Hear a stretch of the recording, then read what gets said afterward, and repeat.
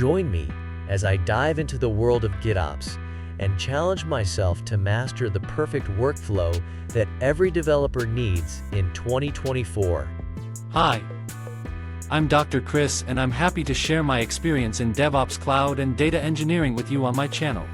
When it comes to collaborative coding and releasing, having a solid Git workflow is no longer a nice-to-have, it's a must-have. In today's fast-paced tech environment, developers need to be able to work efficiently and effectively with their teams to deliver high-quality projects on time. Without a solid Git workflow, developers often face a plethora of challenges that can bring their project to a grinding halt. For instance, collaboration becomes a nightmare when multiple developers are working on the same codebase without a clear workflow. Code conflicts arise, and resolving them can be a tedious and time-consuming process. On the other hand, having a well-structured Git workflow can be a game-changer for developers and teams alike. It enhances collaboration by providing a clear and concise way of working together on a codebase. It ensures that code quality is consistent and project management becomes more streamlined and efficient. So, let's explore how to choose the right Git workflow for your project, particularly in a CI/CD environment to target a GitOps setup. Let's start with the centralized workflow.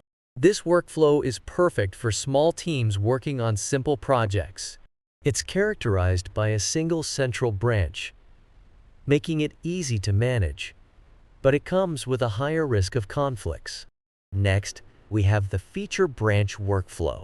Ideal for small to medium teams, this workflow allows for frequent deployments and parallel development. It offers high code isolation, making it excellent for CI/CD, though it can introduce some complexity with merge conflicts.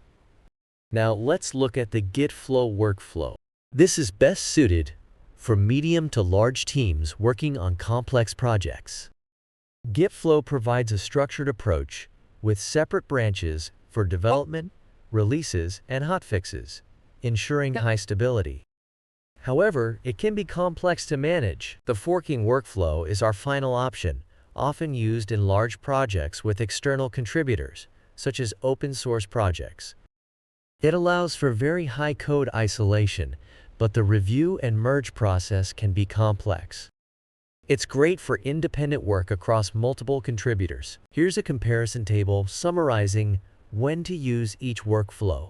As you can see, each workflow has its strengths and is best suited to different team sizes, project complexities, and CI/CD needs. In summary, choose the workflow that aligns best with your project's needs. Use the centralized workflow for simple, small team projects. Opt for the feature branch workflow if you're focused on CI/CD with frequent deployments. Go with Git flow for structured, complex projects, and choose forking for open source or large distributed teams. To be honest, I mostly work with feature branch, as this integrates best into a GitOps setup. So that was a lot of theoretical stuff. What about GitOps and how to use it in practice? To actually do GitOps, we need to check out CI/CD first. So, stay tuned. Let's explore the CI/CD processes and how they integrate with testing strategies and deployment environments. We'll cover continuous integration, continuous delivery, and continuous deployment, along with the types of testing you should use in each phase. Testing is crucial for GitOps, as we will see. Let's start with continuous integration, or CI. The key here is frequent code integration, where developers merge their changes often into a shared repository.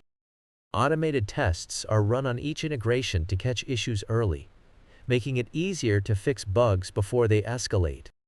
The main types of testing in CI include unit testing, which tests individual components, integration testing for interactions between components, and sometimes even smoke testing to quickly validate main functionalities. Moving on to continuous delivery, or CD. In this process, we automate the preparation for releases with the option for manual deployment. This first CD step packages your changes into a shippable artifact.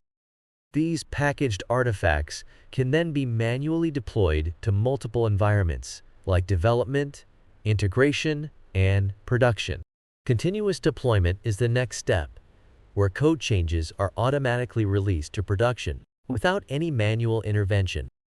This requires confidence in your automation and thorough test coverage, ensuring that any issues are caught before reaching users. A fast feedback loop is critical here, as it allows for quick responses to any problems that may arise in production. A separation of at least 3 separate environments helps here to allow testing. Ideally, the dev environments are ephemeral and can be easily created and recreated on demand. Let's talk about the different testing strategies. Unit testing isolates and verifies the correctness of individual components.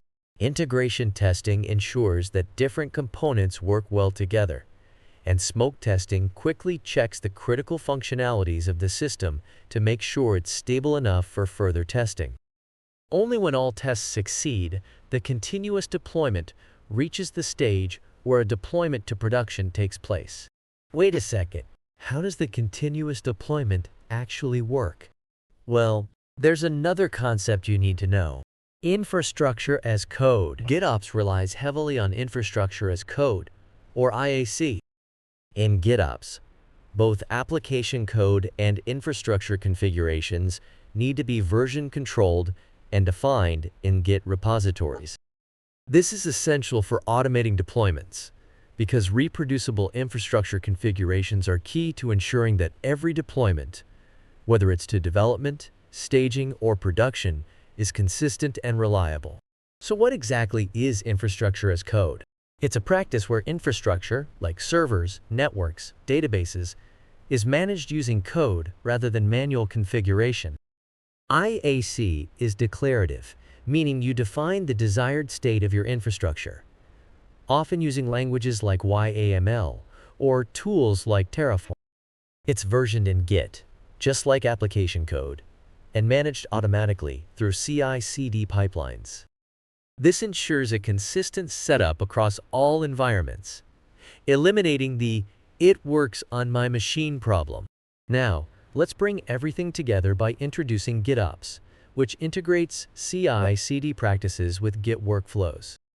GitOps uses Git as the single source of truth for both application and infrastructure code, enabling automated deployment and infrastructure management.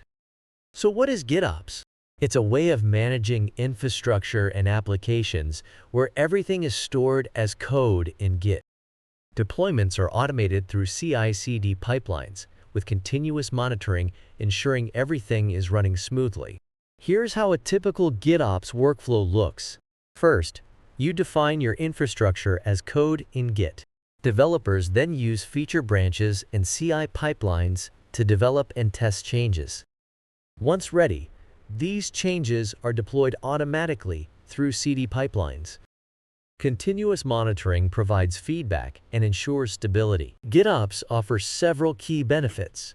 It ensures consistency by using Git as the single source of truth for application development, but also for your infrastructure, which is defined as code. Automation streamlines both deployment and infrastructure management, and it's highly scalable, making it suitable for complex systems. Let's look at a practical example. A developer creates a feature branch, following a feature branch-based Git workflow concept. The CI pipelines then run unit and integration tests. Once the code is ready, the CD pipeline is triggered, applying infrastructure changes automatically. Continuous monitoring then ensures that everything remains stable. To sum up, GitOps merges Git workflows with CI/CD practices for automating infrastructure and application deployments. Testing is integral at every stage, ensuring reliable deployments, and automation is key to achieving consistency and scalability in your projects. As Git workflows lay the foundation, it is crucial to understand the basic concepts. Thanks for watching. I'd love to hear your thoughts. Are you using GitOps already? If not, why not? Which Git workflow do you use in your projects? Share your experiences in the comments. Don't miss my other videos about DevOps, cloud, and data engineering. Support me by subscribing